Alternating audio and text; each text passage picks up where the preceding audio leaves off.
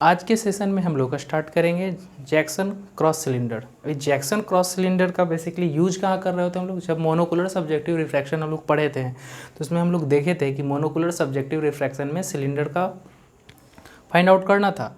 तो उसमें क्या था कि मोनोकुलर सब्जेक्टिव रिफ्रैक्शन में हम तो कोई भी डायल चार्ट से भी फाइंड आउट कर लिए रहे थे, बट अब प्रॉब्लम यहाँ आ रही थी कि अगर ऑन एक्सिस ना हो तो क्या करेंगे, मतलब 90-180 पे एक्सिस ना हो, ऑकुलर एस्टिग्मेटिज्म ना हो तो क्या करेंगे, तो यानी ऑब्लिक एस्टिग्मेटिज्म है।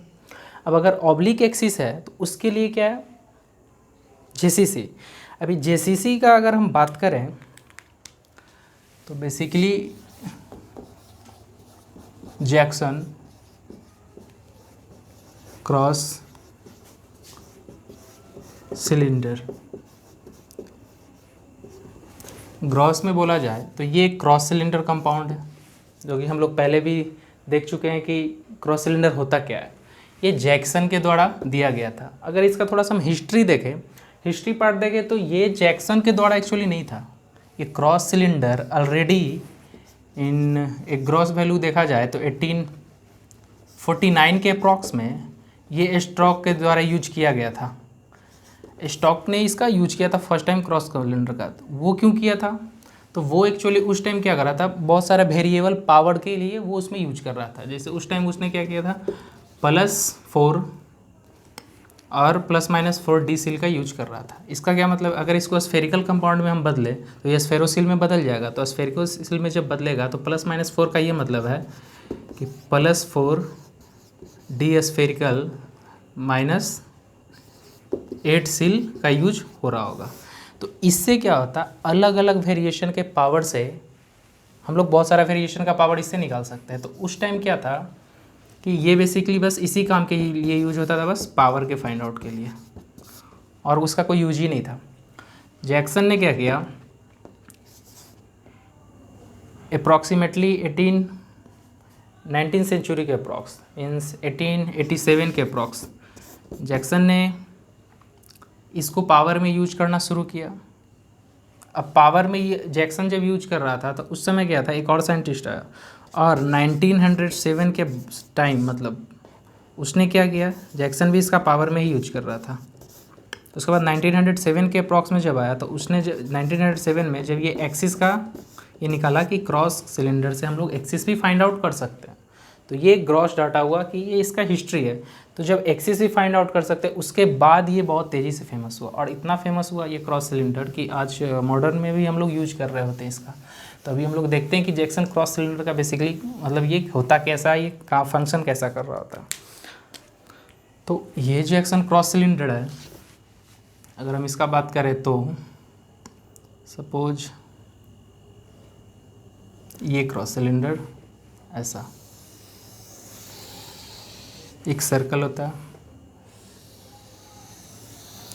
इस पे दो प्रिंसिपल मेरिडियन पे दो पावर सिचुएटेड होता है। अब प्रिंसिपल मेरिडियन पे दो पावर है, तो सपोज ये वाइट और ये रेड, ऐसा अमेरिकन स्टैंडर्ड के अनुसार किया गया है। अब ये अमेरिकन स्टैंडर्ड के अनुसार किया गया, तो इसका क्या मतलब है, अमेरिकन स्टैंडर्ड ने ये डिसाइड कर दिया कि ये जो वाइट और रेड डॉट है, ये रेड डॉट है, तो ये रेड डॉट कहीं ना कहीं माइनस सिलेंडर के प्रिंसिपल मेरिडियन को डिनोट कर रहा होगा। और ये जो डॉट है, ये जो जेसीसी है, अभी हैंडल्ड यूज करते हैं फॉरऑप्टर में तो ये ऑलरेडी इनबिल्ट होता है, बट ये क्या है, जब हैंडल्ड हम लोग यूज कर रहे होते हैं जेसीसी या पावर निकालने के लिए, तो ये रेड रंग का बेसिकली होता है। तो ये रेड रंग माइनस में हम लोग काम कर रहे होते हैं, प्लस में ये प्रिंसिपल मेरिडियन जो वाइट डॉट है, जो कि ब्लैक से हम ड्रॉ किए, ये जो वाइट डॉट है ये प्लस सील को डिनोट कर रहा होता। अब इसका बेनिफिट क्या है कि अगर फॉगिंग ना भी हो, क्योंकि मोनोकुलर सब्जेक्टिव रिफ्रैक्शन के बाद जो ऑब्लिक एक्सिस हम लोग फाइंड आउट कर रहे हैं, तो उसमें क्या होता है, अगर फॉगिंग ना किए तो इससे क्या होता है, अगर इसको हम ट्विरल करेंगे तो ये ट्विरल करने से क्या होता है कि ये कहीं ना कहीं एक्सिस को अल्टर कर रहा होता है, क्योंकि ये कॉम्बिनेशन ऑफ दो सिलेंडर है। अब दो सिलेंडर का कॉम्बिनेशन है तो ये स्फेरिकल सिलेंडर में तो आसानी से कन्वर्ट हो जाएगी। जब स्फेरिकल सिलेंडर में आसानी से कन्वर्ट हो जाएगी तो इससे क्या होता है कि ये एक ही जगह पर सर्किल ऑफ लीस्ट कन्फ्यूजन को रखकर दोनों का डिस्टेंस चेंज कर रहा होता है, जिसकी वजह से क्या होता है पेशेंट का रिस्पांस चेंज हो जाता है। पेशेंट का रिस्पांस चेंज हो जाने का मतलब है कि विजुअल एक्यूटी रिड्यूस हो जाती है और कहीं इन्हेंस कर जाती है। अगर इसका हम थोड़ा सा ऑप्टिकल प्रिंसिपल देखें कि ये क्रॉस सिलेंडर फंक्शन कैसे कर रहा होगा, तो ग्रॉस में अगर हम बात करें तो सपोज ये 2 सिल वैल्यू है, स्फेरो सिलेंडर है। तो जब ये स्फेरो सिलेंडर है तो ऐसा नहीं है कि बहुत लोग ये सोच रहे होंगे कि ये अगर प्रिंसिपल मेरिडियन है, ये प्रिंसिपल मेरिडियन, तो हम लोग जानते हैं कि जिस पे एक्सिस होता है उस पे सिलेंडर का पावर, उसके अपोजिट में उसका सिलेंडर का पावर हो रहा होता है, उस एक्सिस वाले पार्ट पे नहीं होता है। तो सपोज अगर ये इस पे सिचुएटेड है और अगर ये इस पे सिचुएटेड है, same magnitude means same magnitude मतलब सेम पावर है, बट ऐसा नहीं कि इसका एक्सिस कॉन्साइड करता है, इसका एक्सिस कभी कॉन्साइड नहीं करेगा, इसका एक्सिस कुछ रिजल्टेंट एक्सिस बन रहा होता है। अब ये जो रिजल्टेंट एक्सिस बन रहा होता है, इसी प्रिंसिपल पे क्रॉस सिलेंडर का यूज हम लोग एक्सिस फाइंड आउट में कर रहे होते हैं, या उस टाइम लोग ऐसा सोचा कि इसका यूज क्रॉस मतलब एक्सिस फाइंड आउट में हम लोग करेंगे, किया जा सकता है। कैसे? 1907 के आसपास जो फाइनली हुआ था। स्टार्टिंग में तो ये पावर के लिए हो रहा था, हम आगे देखेंगे कि ये इससे पावर फाइंड आउट कैसे करते हैं, एक्सिस फाइंड आउट कैसे करते हैं। अगर इसका थोड़ा सा हम ऑप्टिकल्स देखें तो होता क्या है कि अगर दो सिलेंडर को कंबाइंड किया जाए, चाहे वो सेम साइन का हो या फिर अपोजिट साइन का हो, वो कभी उसका एक्सिस कॉन्साइड नहीं करता, उसका एक्सिस कहीं ना कहीं रिजल्टेंट एक्सिस फॉर्मेशन हो जाता है। अब ये जो वर्ड हम बोले कि इसका क्या मतलब है वो देखते हैं। सपोज कोई सिलेंडर, 2 सिलेंडर लिए हैं जिसका वैल्यू सेम हो, वैल्यू सेम है मतलब सब, अगर हम एक का 90 पे रखते हैं, एक सिल को सेम पावर हो, साइन सिर्फ अपोजिट हो, और अगर इसको हम किसी दूसरे एंगल पे रखते हैं, सपोज 70 पे रखते हैं, रख सकते हैं। अब इससे क्या होगा कि ये अगर एक्सिस है और ये अगर एक्सिस है प्लस सिलेंडर का, सपोज ये 90 अगर प्लस सिलेंडर का एक्सिस है और 70 ये अगर माइनस सिलेंडर का एक्सिस है, ये प्लस, इसको ऐसे अगर क्लियर नहीं दिखाई दे रहा है तो इसको क्रॉस कर देते हैं, फिर से एक बार ड्रॉ करके देखते हैं। सपोज 2 सिलेंडर को कंबाइंड किया, ये अगर प्लस सिलेंडर का एक्सिस है और ये अगर माइनस सिलेंडर का एक्सिस है, अगर हम इसको कंबाइंड करते हैं तो ये कभी नहीं है कि ये दोनों एक्सिस कॉन्साइड करेगा, तो क्या होगा वो देखते हैं।